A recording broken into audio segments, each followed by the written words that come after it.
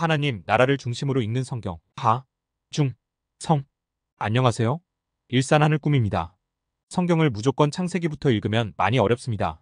대부분의 학자들이 주장하는 바 하나님 나라를 주제로 성경 배경의 시간 순서대로 읽어내야 합니다. 우리는 목회자, 신학자가 아니기에 핵심 주제를 중심으로 간단히 살핀 후 읽겠고요. 대신 중요한 개념은 계속 반복하겠습니다. 또 모든 말씀을 읽는 것도 중요하지만 가이드를 잘 받아서 핵심 구절 위주로 읽는 것을 추천합니다. 말씀은 눈으로 읽어도 좋지만 직접 입으로 선포해야 합니다. 내 귀에 들려줘서 영의 말씀으로 몸의 행실을 죽이고 또 선한 것을 세우는 최고의 방법이기 때문입니다. 함께하는 분들의 샬롬을 기원합니다. 참고로 번호는 교재의 페이지 번호입니다. 하, 중, 성. 네, 이제 고린도전서가 끝났습니다. 그런데 이렇게 고린도 교회에서 바울에게 편지를 보내서 바울이 이제 편지를 다시 써준 것이 고린도전서인데, 그러나 디모데편에 고린도 교회 고린도전서를 돌려보냈으나 오히려 대적하였습니다. 바울은 직계제자가 아니지 않는가? 12제자 중에 하나가 아니었죠. 바울은 외모도 별로, 설교 수준도 영 그렇다. 독신이고 박력도 없다. 사례도 안 받는다. 고린도에 온다고 했다가 안 온다. 질병이 안 낫는다. 사례비 안 받더니 헌금 받아간다. 뭐 이런 궁시렁. 그래서 고린도를 이제 찾아갑니다. 바울이. 그러더니 박대를 당하죠. 네, 고린도후서 2장 1절 내가 다시는 너희에게 근심 중에 나아가지 아니하기로 스스로 결심하였다. 55년에. 그래서 이번에 디도를 보냅니다. 디도는 이제 한 번에 확 잡는 사람, 반면에 디모데는 안정된 곳에서 어른들을 모시고 하는 사람. 보내요. 정리하라고. 근데 이 시간이 오래 걸려 아무 소식이 없죠. 할 수 없이 바울은 다시 고린도로 직접 갑니다.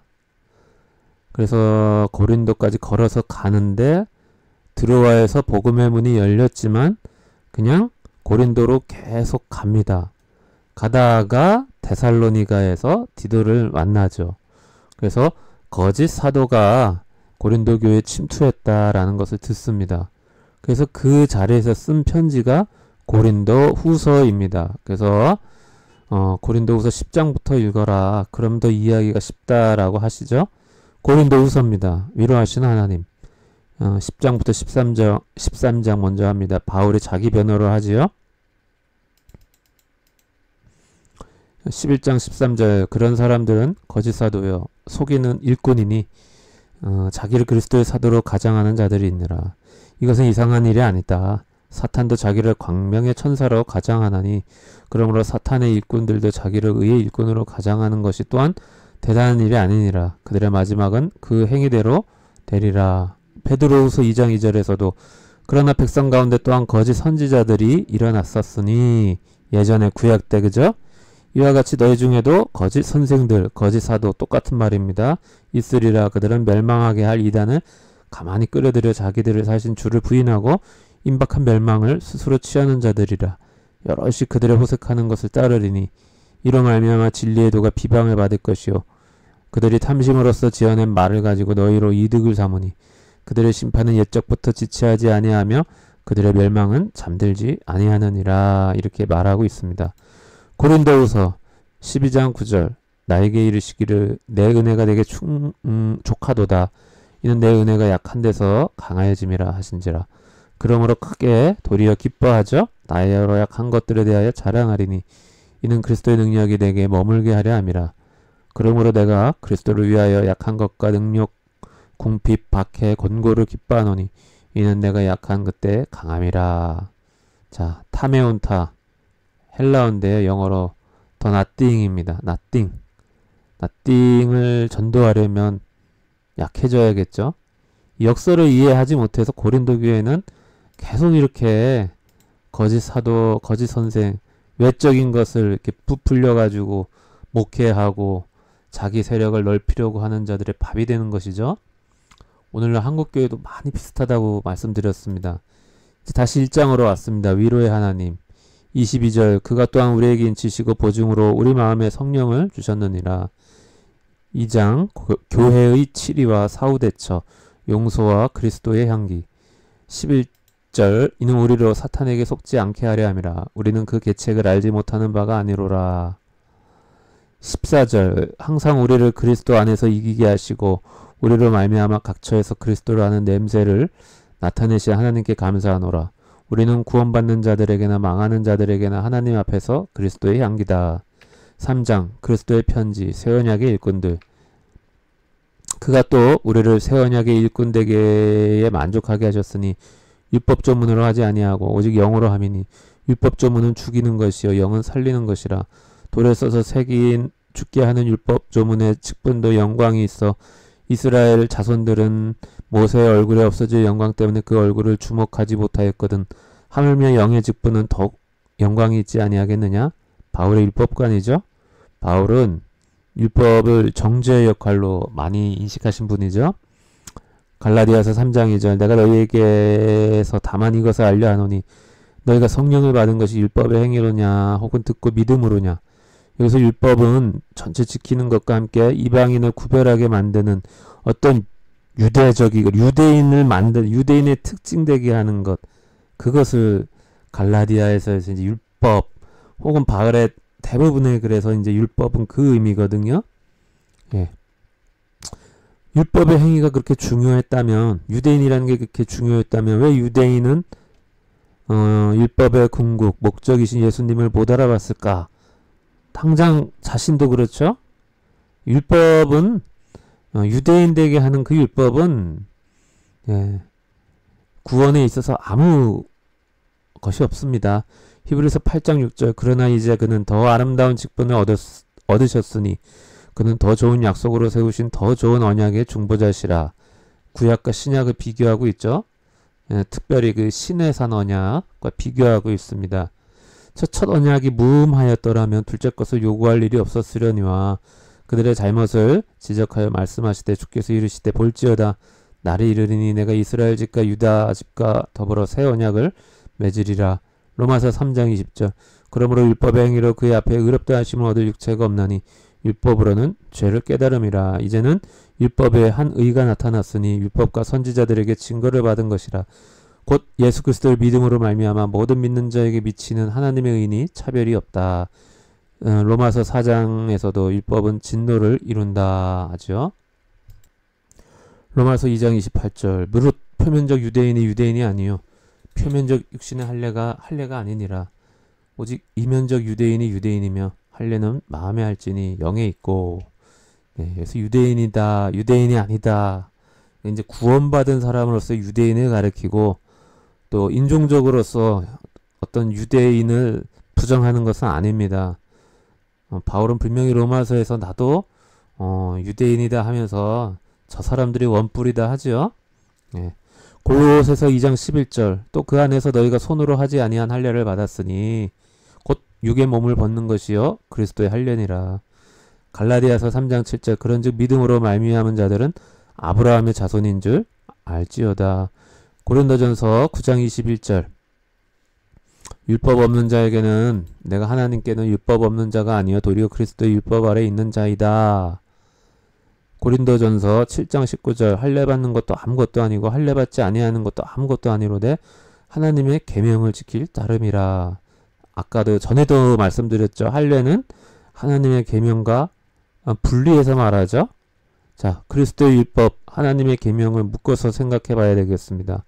그래서 로마서 3장 28절 요 아래에 그러므로 사람이 의롭다 하심을 얻는 것은 율법의 행위에 있지 아니하고 믿음으로 되는 줄 우리가 인정하노라. 이것을 봐서 이 하나님의 계명은 믿음을 말한다. 자, 볼까요? 하나님은 다만 유대인의 하나님이시냐 또한 이방인의 하나님은 아니시냐 진실로 이방인의 하나님도 되시느니라. 할례자도 믿음으로 말미암아 또한 무할례자도 믿음으로 말미암아 의롭다 하실 하나님은 한 분이시니라. 그런즉 우리가 믿음으로 말미암아 율법을 파기하느냐 그럴 수 없다. 도리어 율법을 굳게 세운다라고 하죠. 즉 바울은 하나님의 계명 그것은 이제 믿음의 법 그것을 말한다고 확신합니다. 자, 고린도후서 4장입니다.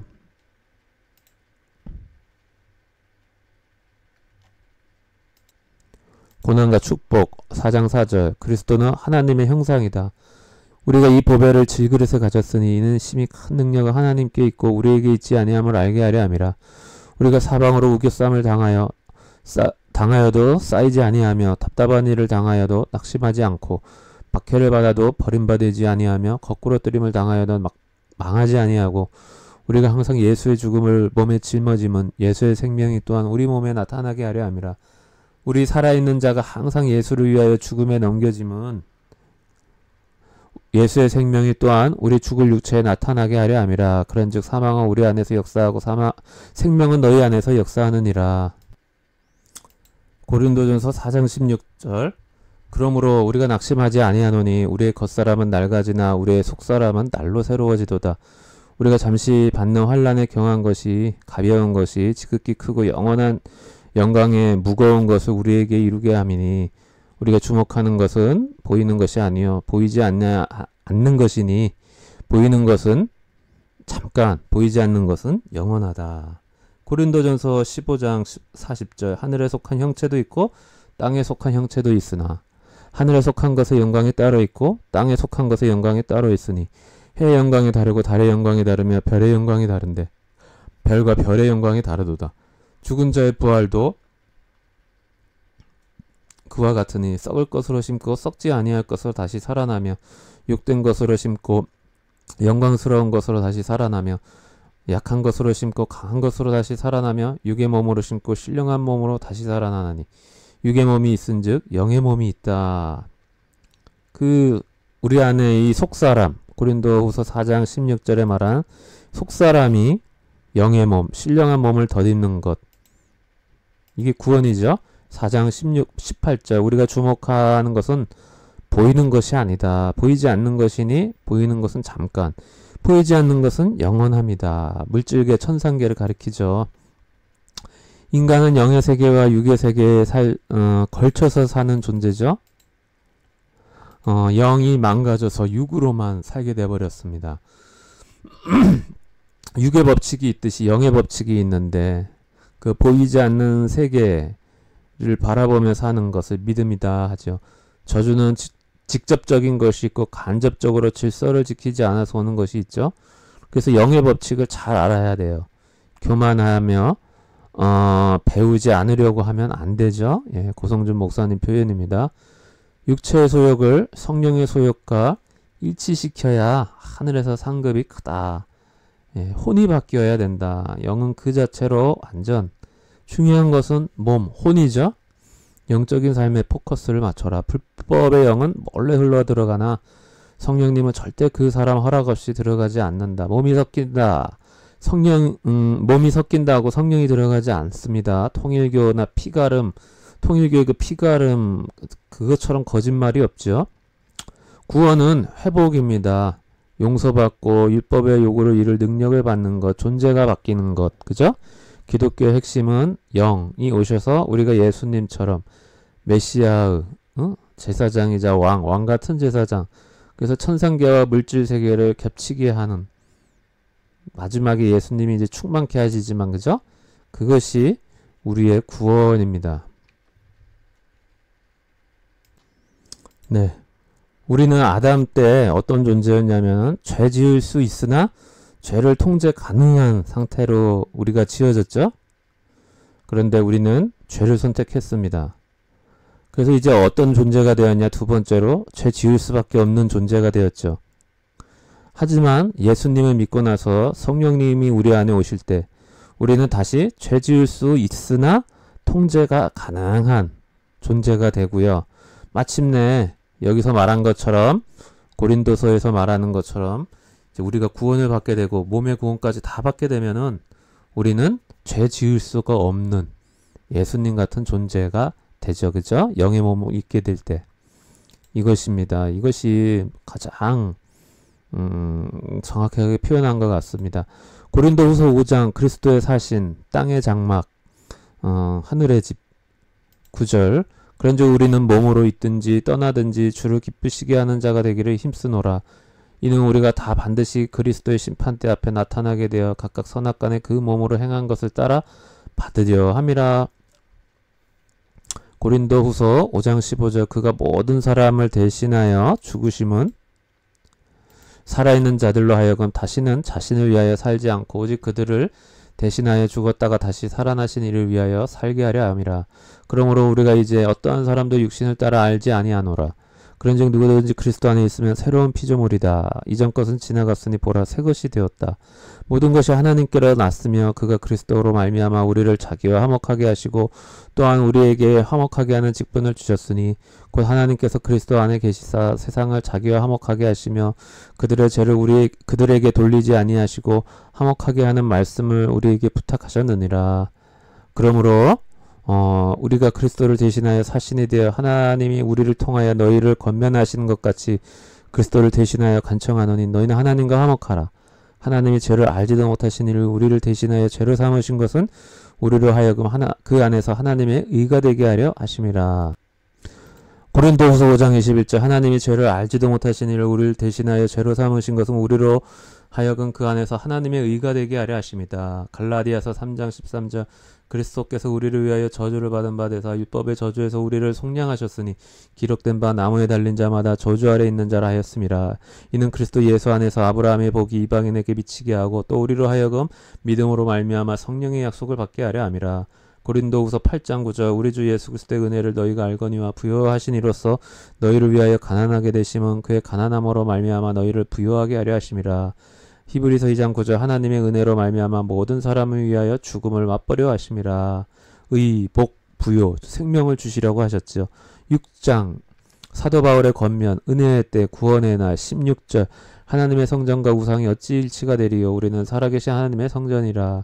고린도후서 7장 7절 그런즉 사랑하는 자들아 이 약속을 가진 우리는 하나님을 두려워하는 가운데서 거룩함을 온전히 이루어 육과 영의 온갖 더러운 곳에서 자신을 깨끗하게 하자. 7장부터 9장은 연보 이야기죠.